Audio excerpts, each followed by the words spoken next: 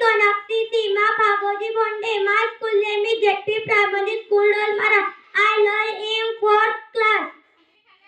सर्वप्रथम मी सर्व संत गुरु आणि महापुरुषांना विनम्र अभिवादन करते.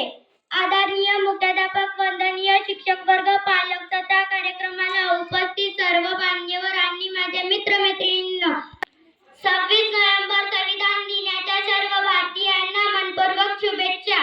संविधान कधी तयार झाले? 26 नोव्हेंबर 1949 रोजी संविधान स्वीकारले गेले आणि 26 जानेवारी 1950 रोजी पूर्णपणे लागू झाले.